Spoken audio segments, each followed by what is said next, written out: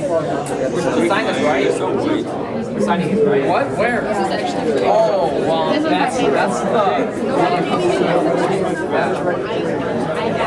that's one of two pictures that aren't digital. So like they're little pictures, so they look nice. No, I'm like the whitest shirt probably. We grabbed them some crackers. No, guys,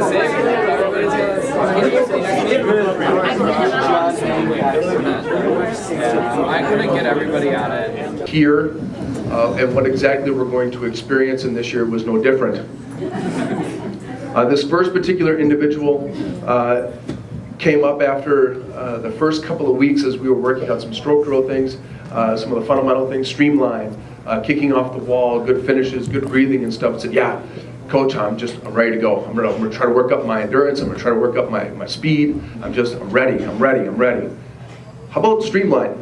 Could you do some, I'm going to start racing. Okay. So he would go out there and take care of his racing, but the streamline didn't start to pick up until the last week of the season. Hey Coach, you know that streamline thing really kind of helps. Yeah, it does. So he got it, and wow, if I do this stuff and work on my racing, I can get pretty fast next year. Exactly. Exactly. Ladies and gentlemen, Simon Bernarczyk.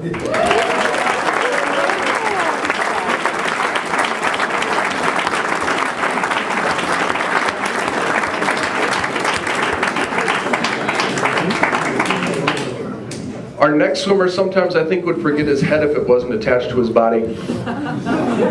This is the only swimmer in the history of my coaching career that has forgotten the hippo 3 times in one season. After one of the times that he forgot something, his dad stopped Shannon and said, so what did he forget this time? Knowing very well that his son had a tough time holding on to some things. And then we got to the last couple of practices before JV conference, and he's up on the block getting ready to practice a relay start. And the backstroker is coming in, and all of a sudden this guy goes off the block, and I swear to God I thought he broke his neck. It was unbelievable. He came up, huh, what? No, I'm good. I'm good. Now, I don't know if he hit the bottom or not, but it sure looked like he did. But he wasn't going to say anything if he did because he got enough crap already from losing the hippo 3 times. We're very excited to see what he does next year, Thomas Reed.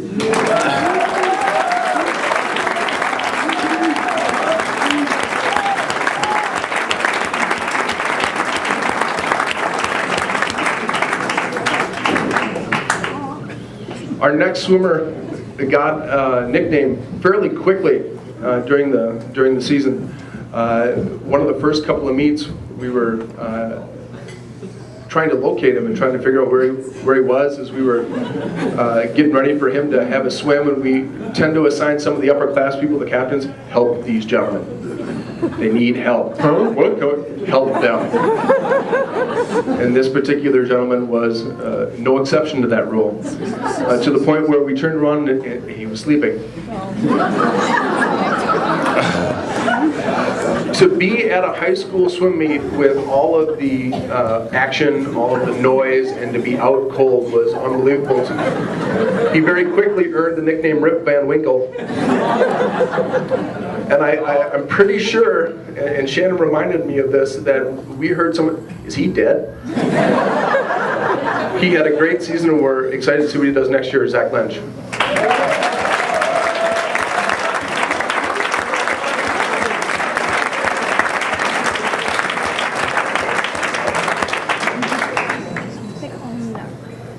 Just realized I should probably tell you what else is in here besides that disc of times and things throughout the season. There is a best time sheet in here from every single meet that we've swam so far for each swimmer. So personalized, so you can see your progression throughout the season, any awards that I acquired for you throughout the season, and then if you lettered, your letter is in here as well. Next, this next individual came into the season, and I had heard a few things about him before the season started. We knew that he was thinking of coming to Cretin-Derham Hall. He came in and then got to the pool deck, and we knew a little bit about his swimming history, but we didn't know exactly all the other fun things that we got to discover about this particular child. very, very early in the season, he would get there pretty quickly, get to Arlington or St. Kate's, and it mostly happened at Arlington because there's more toys to play with at Arlington. And he would go into the equipment room and he would grab, they have some dumbbells made out of PVC piping and some foam discs. Anyways, this particular individual would take the foam discs off. He would then head out of the equipment room and do some sort of strange Karate Kid-like motion.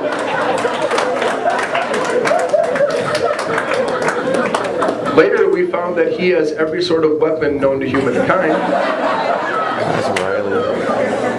And then we decided as a coaching staff that we were never going to piss him off. He had a great season. We're excited to see what he does next year. Riley Keenan.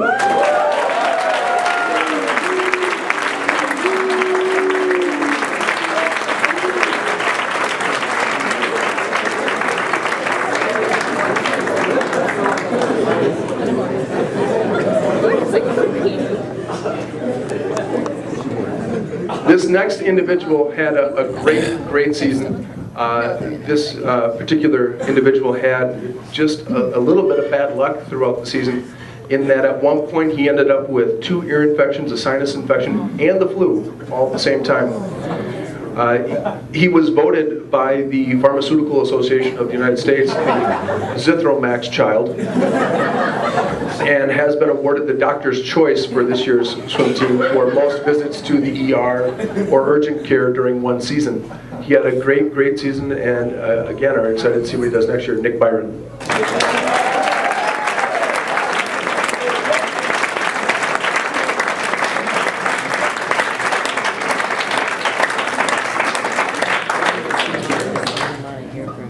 This next individual came into Cretin-Derham Hall being the only individual from his grade school that came to Cretin-Derham Hall, and was kind of coerced into swimming by one of my good friends, Suzanne Zovitz. And she is my former teacher, and she knew that he was coming as the only student from his grade school to Cretin-Derham. Said, you know, hey, I think you should try the swim team. There are a lot of nice guys on the team. The coach, you know, is a nice guy. I had him as a student. You're going to work hard. If you like to swim, it should be pretty fun.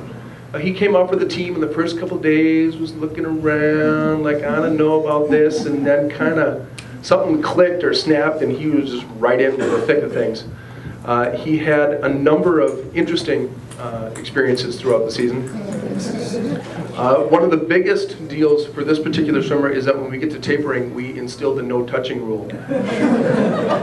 In that the boys have a very difficult time staying away from one another, conserving that energy, not touching one another. Literally, it's what it says, don't touch one another. He had a very tough time with that rule. He also was kind of the team toy.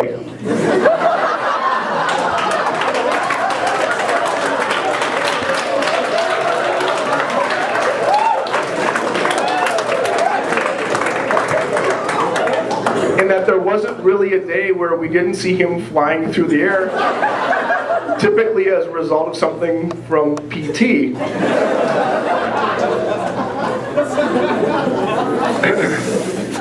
So we started calling him the Flying Boy for a while.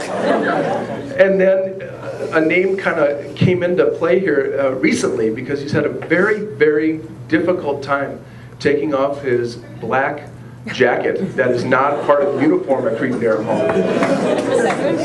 And I have seen him a number of times, and even though his season was done during JV conference, he came back to the pool during the section guys practice and the state guys practice that he could pay his penance for wearing that jacket during the school day. He is now known as one of the 200 Flying Soliskis. And that is an award that he gets, and as we speak, there are 251 days until the beginning of next season. He's already got 400 fly ready to go.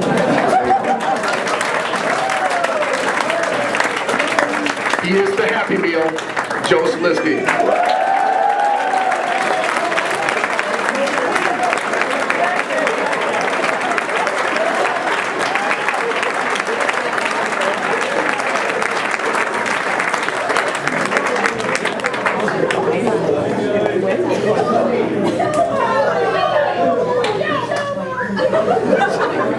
Such a nice jacket.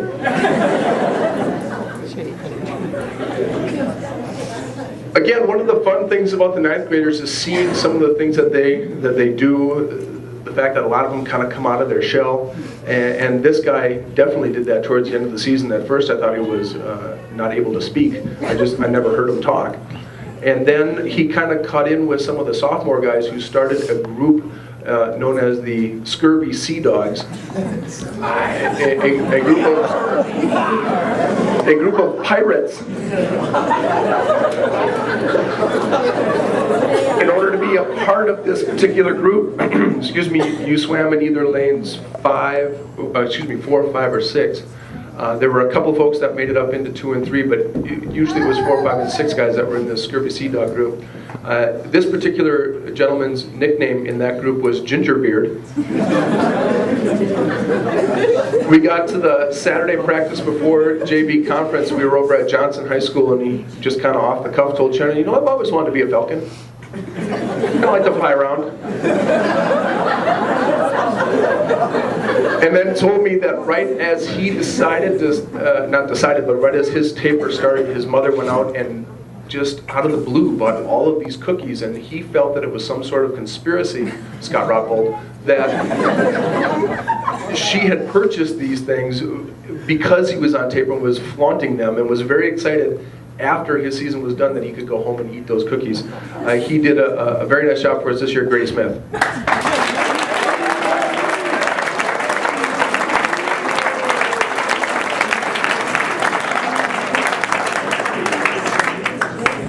Every year there's a ninth grader who, in the eyes of the coaches, wins the ninth grade award, because you're not a bit of a pattern by coming into practice just about every day towards the second half of the season saying, is this suit decent? And wouldn't hesitate to get up on top of the block in front of the entire team and you know, is it decent? And kind of, you know, check to make sure. And then he had a bet with the coaches, and one of the things that moms and dads may have noticed that during the diving break, we go and hang out usually opposite of the diving end, and we eat wrapped sandwiches. So he came up and said, "Coach, I'm going to bet you for that wrapped sandwich." I said, "Okay." And he had a goal time that he had to make in the 500, and he was very, very close, but I did not have to give up a wrapped sandwich. But I hope I get to next year, because we know he's going to drop a ton of time. Nick Katsiotis.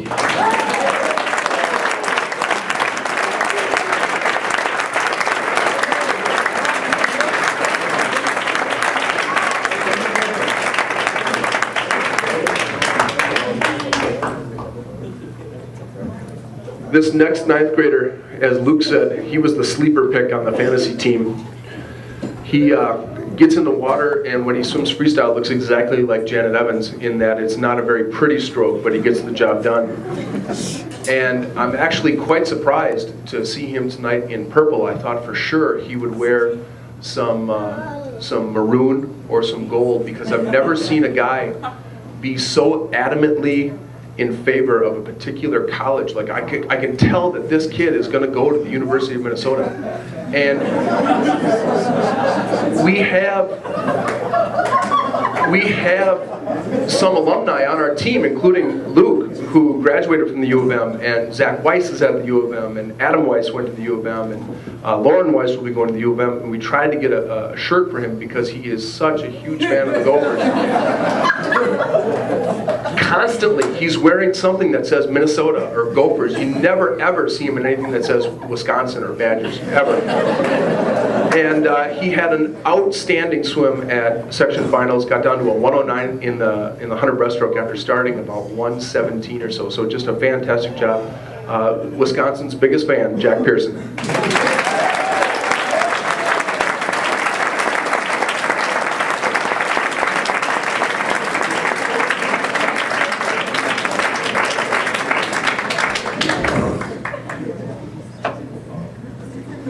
Our next swimmer, a thing that he was really into. And then as the season went on, he began to talk a little bit more, he began to smile a little bit more, and then kind of his own self came out as he became more and more comfortable with the guys. And one of those things was that he took after another member of the team, and as Luke so eloquently said, he became the Zubaz Prince, in that he was one of 2 guys on the team to wear Zubaz and start the hopefully the fashion trend of bringing those pants back. Along those lines, he was, again, into such great fashion, had this wonderful ability to wear this practice suit that made him look like he was from Edina. We called it the Green Hornet. He loved that suit, and I'm pretty sure he often slept in it. One of the things that, as the coaches were talking to come up with the things we'd say about the gentleman tonight, is that he reminded us of Napoleon Dynamite, and that we would get to a set, okay, we're going to do 5 200s. God!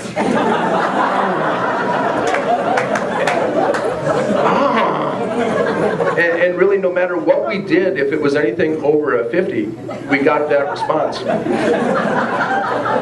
This is a child who also, no matter what the temperature was in the pool, or the air in the pool, was always freezing. He turned 8 different shades of purple.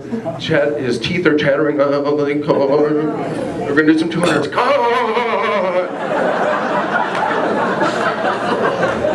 And then a lot of the guys on the team don't know this, but because some of our guys were done with their season after JV conference, we were getting ready for sections, and all of a sudden the music was turned up over on the diving side, and there was some interesting music that came on. It was kind of a techno beat, and all of a sudden this kid is the next tryout for the Chippendale dancers.